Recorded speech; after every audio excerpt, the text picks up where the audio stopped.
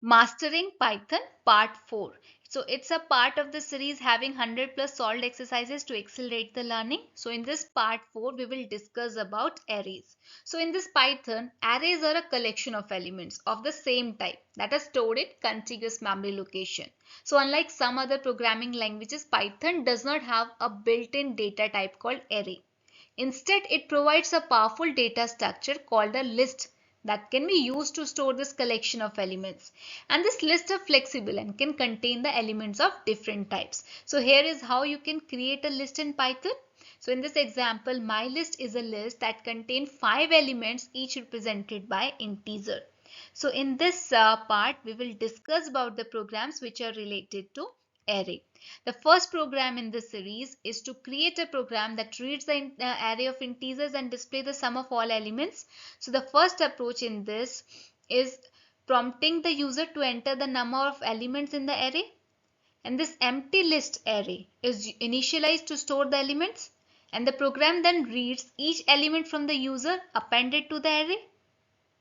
And after reading all the elements, it initializes a variable sum to 0 and to store that sum of all the elements, and using a for loop, the program iterates over each element in the array and adds it to the sum. And finally, the program displays the sum of all the elements here. And the second approach is using a while loop. So where it will prompt the user to enter the number of elements in the array. And the empty list array is initialized to store the elements. This program uses a while loop to read each element from the user appended to the array. The loop continues until this I reaches the value of n. So after reading all the elements, the program initializes a variable sum to 0 to store the sum of all elements. So while using another while loop, the program iterates over each element in the array and adds it to the sum. And this loop continues until I reaches the length of the array. And finally, the program displays the sum of all elements on the screen. The next program is to read an array of integers and display the largest element. So here, first prompt the user to enter the number of elements in array. An empty array list is initialized to store the elements. Use a for loop, so which will read each element from the user, append it to the array. This loop will iterate n times, where n is the number of elements which is specified by the user. This program will initialize a variable largest to store the largest element. We initialize it with the first element of the array, add array 0, assuming it is the largest for now. So using another for loop, the program iterates over the elements in the array starting from the second element, range 1n, and it compares each element with the current largest number, and if a largest element is found, it updates the largest variable. And finally, the program displays the largest element on the screen. The next program is to read an array of integers and display the average of elements. So here the program will prompt the user to enter the number of elements in array, and empty list array is initialized to store the elements. Then using a for loop, the program reads each element from the user, append it to the array. The loop iterates n times, where n is the number of elements specified by the user. The program initializes a variable sum to store the sum of elements and set it to 0. Using another for loop, the program iterates over each element in the array. It adds each element in the sum variable. And after that loop, the program calculates the average by dividing the sum by total number of elements, that is n. And finally, it displays the results. The next program is to read two vectors of integers of same size and display a new vector with the sum of corresponding elements of two vectors. So here the program will first prompt the user to enter the size of vectors. Empty list vector 1 and vector 2. These are initialized to store the elements of first and second vectors respectively. So using a for loop, the program reads the element of first vector from the user and appends them to vector 1. The loop iterates n time, where n is the size of the vector specified by the user. Similarly, another for loop is used to read the elements of second vector from the user, append it to the vector 2. An empty list result vector is initialized to store the sum of the corresponding elements of two vectors. Next, using for loop, the program iterates over each index I from 0 to n-1, where it calculates the sum of elements at index I of vector 1 and 2 and appends the result to result vector. And finally, it displays the results. The next program is to read an array of integers and check if they are in ascending order. So here it will first prompt the user to enter the size of this array and initialize an empty list to store an array of elements. And this boolean variable is ascending is initialized to true, assuming that array is in ascending order initially. And then another for loop is used to iterate over this elements of array, starting from second element I is equals to 1 to the last element. And for each element it compares it with the previous element, that is array I minus 1. So if this element is found to be less than previous element, it means that array is not in ascending order, and then is ascending variable is set to false. So if the is ascending variable remains true after that loop completes, it means that array is in ascending order, otherwise it is not. And finally we display the results. The next program is to read the array of integers and display the elements in reverse order. So it has two approaches. In the first approach, the program will prompt the user to enter the size of array, and then empty list array is initialized to store the elements of this array. Use a for loop.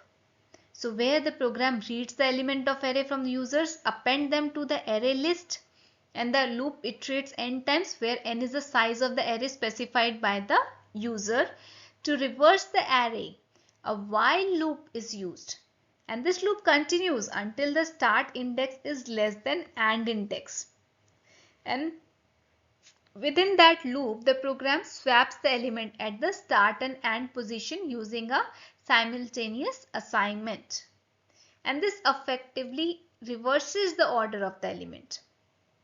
And after each iteration, the start index is incremented by 1 and AND index is decremented by 1 to move towards the center of array. So once the array is inverted, a for loop is used to iterate over each element in the array and display them one by one. Then the second approach is using a list slicing.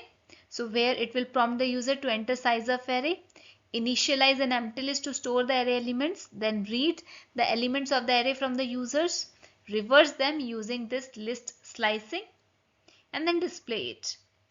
Then the third approach is where it prompts the user to enter the size of array, and empty list array is initialized to store this elements of the array, and we will use a for loop where the program reads the element of array from the user, append them to the array list.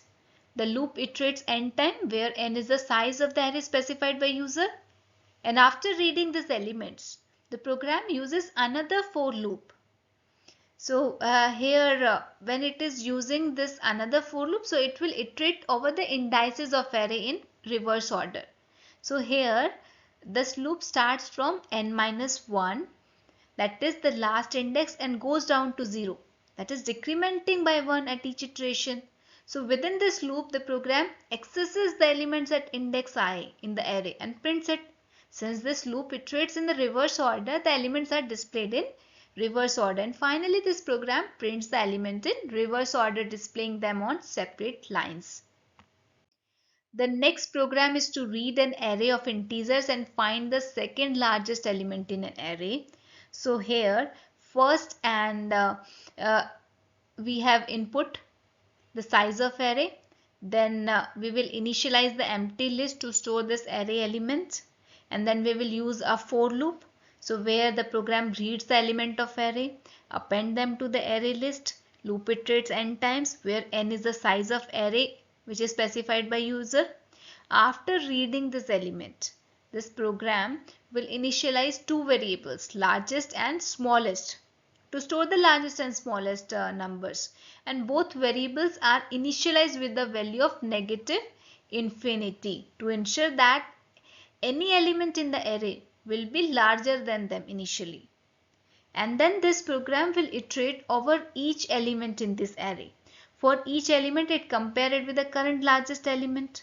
So if the element is larger than the largest, it updates both largest and second largest accordingly. If this element is not larger than largest, then but larger than this, suppose if the element is not larger than largest but larger than second largest and not equal to largest, so here it updates only second largest, and after iterating over all the elements, it displays the value of second largest, which represents the second largest element in the array. The next program is to read an array of integers and display how many times a specific number appears. So here the program will prompt the user to enter size of array, and then empty list array is initialized. Use a for loop where it will read the elements, append them to the array list, iterate n times. After reading this element, the program prompt the user to enter the number to search for, right? The program initializes a variable count to keep track of the number of occurrences of this target number in the array, and then the program iterates over each element in the array. For each element, it checks if it is equals to target number. If the count variable, if it is, then the count variable is incremented by 1. So after iterating over all the elements, this program displays the result by printing the target value and count of its occurrence in the array. The next program is to read two array of integers with the same size, display a new array with the elements resulting from multiplication of corresponding elements of two array. So here, first prompt the user to enter the size of arrays.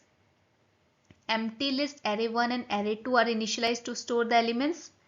Use a for loop, so where the program reads the element of the first array from user, append them to array1 list, and the loop iterates size times, where size is the size of the array. Similarly, the program reads the element of second array and then appends them to the array list.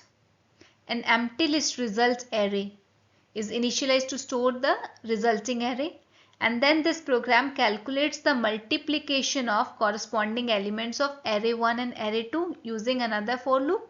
So here, for each index I, it multiplies array1I with array2I and appends the results to result array list. And finally, the program displays the resulting array by printing the results array. The next program is to read an array of integer and check that all the elements are even. So here it will prompt the user to enter the size of array first, and then empty list array is initialized to store the elements of array. Use a for loop which will read the elements and append them to the array list. The loop iterates size times, where size is the size of the array specified by the user. And then flag all even is initialized as true to track whether all elements are even. And then program then checks each element in the array using a for loop. So if any element is not divisible by 2, the all even flag is set to false and the loop is terminated using a break statement. And finally, the program displays the results by checking the value of all even flag. If it is true, it prints that all elements are even. Otherwise, it prints that not all elements are even. Okay, thank you.